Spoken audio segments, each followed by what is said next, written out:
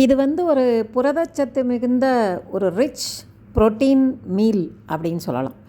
இது ரொம்ப சுவையாகவும் இருக்கும். இதுக்கு ஒரு சிம்பிளான ஒரு ரைத்தா வச்சுட்டோன்னா இதுக்கு எல்லா சத்துக்களுமே உள்ளடங்கின மாதிரி நிறைய புரதச்சத்து. அரிசி கொஞ்சம், இப்போ டயபெட்டிக்கெல்லாம் பார்த்திங்கன்னா நிறைய அரிசி சேர்த்துக்காதீங்க அப்படின்னு சொல்கிறாங்க இல்லையா. சாதத்தை தவிர்த்துட்டு புரதச்சத்து மிகுந்த உணவுகள் நிறைய சாப்பிடணும் அப்படிங்கிற அட்வைஸ் ஜென்ரலாக இப்போ எல்லாருக்குமே கொடுத்துட்ருக்காங்க. அதனால் இப்போ நிறைய புரதச்சத்து, கொஞ்சம் அரிசி, கொஞ்சம் சிறுதானியம், இது எல்லாத்தையுமே சேர்த்து முழுமையான சத்துக்கள் கொண்ட ஒரு 1 பாட் மீல் அப்படிங்கிற மாதிரி நம்ம இதை ரெடி பண்ண போகிறோம். இந்த மீலை இது காய்கறிகளுமே சேர்த்துறதுனால உங்களுக்கு நல்ல நன்மைகள் நிறைய உள்ளடக்கி இருக்கும். நம்ம சேனலை என்ன சப்ஸ்கிரைப் பண்ணால் பார்த்துருக்கீங்கன்னா சப்ஸ்கிரைப் பண்ணிட்டு வந்துருங்க. டீட்டெயில் ரெசிபி பார்த்துடலாம்.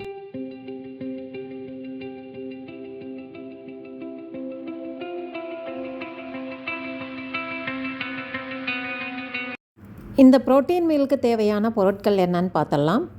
1 டேபிள் ஸ்பூன் எடுத்துக்கோங்க. இது 2 பேர்த்துக்கான மீல் நான் சொல்கிறேன்.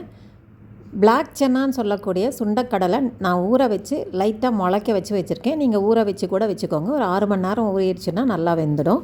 ஒரு 3 டேபிள் ஸ்பூன் அளவுக்கு எல்லாமே எடுத்துக்கோங்க. எல்லாமே இந்த டேபிள் ஸ்பூனில் எடுத்திருக்கேன். 3 டேபிள் ஸ்பூன் எடுத்திருக்கேன். 3 டேபிள் ஸ்பூன் துவரம்பருப்பு எடுத்திருக்கேன். அடுத்ததாக 3 டேபிள் ஸ்பூன் அளவுக்கு பச்சைப்பயிறு, பாசிப்பயிறுன்னு சொல்லக்கூடிய பச்சைப்பயிறு 3 டேபிள் ஸ்பூன் எடுத்துக்கோங்க. இது எல்லாத்துலேயுமே புரதச்சத்து அதிகமாக இருக்கிறதுனால நல்ல சுவையாகவும் இருக்கும். கொள்ளு அதே போல் 3 டேபிள் ஸ்பூன் எடுத்துக்கோங்க. கொள்ளு ரொம்ப ஆரோக்கியத்துக்கு நல்லது, கொழுப்பை கரைக்கக்கூடிய தன்மையும் இருக்குங்கிறதுனால நான் கொள்ளு சேர்த்துருக்கேன். கருப்பு உளுந்தம்பருப்பு 1 டேபிள் ஸ்பூன் எடுத்துக்கோங்க. அதே போல் சிறுதானியம் எதுவானாலும், நான் இப்போ வரகு அரிசி எடுத்திருக்கேன். வரகு அரிசியில் 3 டேபிள் ஸ்பூன் எடுத்திருக்கேன். நீங்கள் எந்த சிறுதானியம் வேணாலும் சேர்த்துக்கலாம். அதுக்கு பதிலாக கோதுமை கூட சேர்த்துக்கலாம். 3 டேபிள் ஸ்பூன் அளவுக்கு அரிசி, பச்சரிசி தான் எடுத்திருக்கேன். பாஸ்மதி அரிசி எடுத்திருக்கேன். உங்ககிட்ட நீங்கள் புழுங்கல் அரிசி கூட சேர்த்துக்கலாம். சாதத்துக்கு எந்த அரிசி சேர்ப்பீங்களோ அதை சேர்த்துக்கோங்க. சேர்த்துட்டு எல்லாத்தையும் நல்லா கலந்து விட்டுருங்க. இதில் எக்கச்சக்கமான புரதச்சத்து இருக்குது. சுவையும் அட்டகாசமாக இருக்கும். செஞ்சு பாருங்கள். ஒரு தடவையாவது செஞ்சு பாருங்கள், உங்களுக்கு ரொம்ப பிடிக்கும். இது ரொம்ப ஈஸியாக செய்யக்கூடியது. குழந்தைங்கள்லேருந்து பெரியவங்க வரைக்கும் எல்லாருமே விரும்பி சாப்பிடக்கூடியது. இதில் முக்கியமாக நம்ம எல்லாமே சுவையான பொருட்கள் தான் சேர்த்துருக்கோம். சுண்டக்கடலை, பச்சைப்பயிறு, துவரம்பருப்பு, சிறுதானியம் அல்லது கோதுமை சேர்த்துக்கலாம். கொள்ளு வேணும்னா சேர்த்துக்கலாம், இல்லைன்னா தவிர்த்துக்கலாம். உளுந்தம்பருப்பு எல்லாமே சேர்க்கும் போது உங்களுக்கு சத்து ரொம்பவே நிறைஞ்சதாக இருக்கும். இது நல்லா 3 தடவை நல்லா கழுவிடுங்க. கழுவிட்டு ப்ரெஷர் குக்கரில் சேர்த்துக்கலாம். இது உதிராக வேணும்னா தண்ணி கம்மியாக சேர்த்துக்கலாம். நான் இப்போ உங்களுக்கு 2 ஃபுல் கப்பு, கிட்டத்தட்ட உங்களுக்கு ஒரு 500 ml இருக்கும், அந்த அளவு தண்ணி சேர்த்துருக்கேன். தண்ணி சேர்த்து நல்லா கலந்து விட்டுருங்க. இது நல்லா கழுவிட்டுங்க. ஒரு 10 நிமிஷம் ஊற வச்சிங்கன்னா ரொம்பவே நல்லாயிருக்கும். ஊற வச்சு சமைக்கும்போது இன்னும் சாஃப்டாக கிடைக்கும். வெந்தயம் ஊற வச்சது சேர்த்துருக்கேன். ஊற வைக்காட்டியும் நீங்கள் சேர்த்துக்கலாம். 1 டீஸ்பூன், ஹீப் டீஸ்பூன் 1 டீஸ்பூன் அளவுக்கு வெந்தயம் சேர்த்துக்கோங்க. இது நல்லா மணமாக இருக்கும். மஞ்சப்பொடி நிறம் கொடுக்கும், அதனால் கொஞ்சோண்டு மஞ்சப்பொடி சேர்த்துக்கோங்க. சமையலுக்கு வச்சுருக்க சாம்பார் மிளகாத்தூள் காரத்துக்கு தகுந்த மாதிரி சேர்த்துக்கலாம். நான் இப்போ 1 டீஸ்பூன் சாம்பார் மிளகாத்தூள் சேர்த்துருக்கேன். இது எல்லாத்தையும் சேர்த்து ப்ரெஷர் குக்கரில் நல்லா ஒரு 3-4 விசில் நல்லா குக் பண்ணி எடுத்துக்கலாம். அது சவுண்டு வர்றதுக்கு இடையில் இதுக்கான காய்கறிகள் நம்ம ரெடி பண்ணி வச்சுக்கலாம். நான் இப்போ கோவக்காய் ஒரு 2-3 கோவக்காயும் காலிஃப்ளவரும் எடுத்திருக்கேன். நீங்கள் கேரட்டு, பீன்ஸு, உருளைக்கிழங்கு எது வேணுங்கிற காய் சேர்த்துக்கலாம். நம்ம விருப்பம்தான் இந்த காய். நான் கோவக்காயும் காலிஃப்ளவரும் கொஞ்சம் சேர்த்தாவே உங்களுக்கு இது நல்லாயிருக்கும்.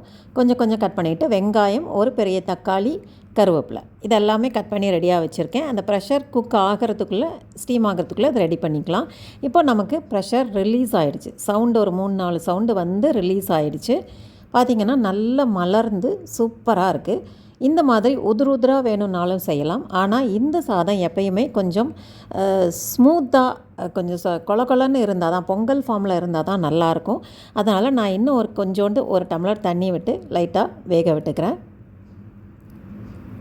இந்த மாதிரி சேர்ந்த மாதிரி இருந்தால் தான் உங்களுக்கு நல்லாயிருக்கும். உங்களுக்கு சிலருக்கெல்லாம் இப்படி இருந்தால் கையில் பிசுன்னு பிடிக்குது அப்படிங்கிறதுனால உதிராக கேட்பாங்க. நான் அதனால் அந்த ஃபார்மையும் உங்களுக்கு காமிச்சிருக்கேன். இது சுவைக்கு தேவையான உப்பை இப்போ சேர்த்துருக்கேன். சேர்த்து நல்லா கலந்து விட்டுட்டு கொதிக்க விட்டுட்டேன். நீங்கள் ஒரு விசில் கூட திரும்ப வச்சு எடுத்துக்கலாம், இன்னுமே சாஃப்டாக இருக்கும். இதுவே ரொம்ப நல்லா ஃபார்முக்கு வந்திருக்கு. இப்போ பேனை சூடு பண்ணிவிட்டு சமையல் எண்ணெய் சேர்த்துக்கோங்க. நான் ஆலிவ் ஆயில் சேர்த்துருக்கேன். நீங்கள் சமையல் எண்ணெய் அல்லது நெய் கூட சேர்த்துக்கலாம். கடுகு, உளுந்தம்பருப்பு தாளித்து விட்டுக்கோங்க. இந்த கடுகு உளுந்தம்பருப்பு நல்லா பொரிஞ்சு வரும்போது பெருங்காயம் சேர்த்துக்கலாம். கருவேப்பிலையும் சேர்த்துட்டு பொடியாக கட் பண்ண வெங்காயம் சேர்த்துருக்கேன்.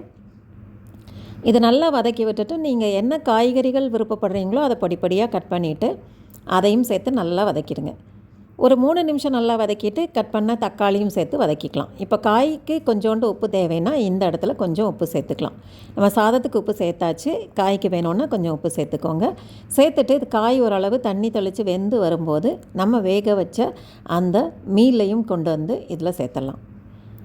இது ரொம்பவே நல்லாயிருக்கும். சிறுதானியம் சேர்க்குறோம். நீங்கள் கோதுமை வேணாலும் சேர்க்கலாம், ரொம்ப மணமாக இருக்கும். அரிசியும் சேர்த்துக்கலாம். அரிசி உங்களுக்கு சாதம் சாப்பிட்ட மாதிரியும் இருக்கும்.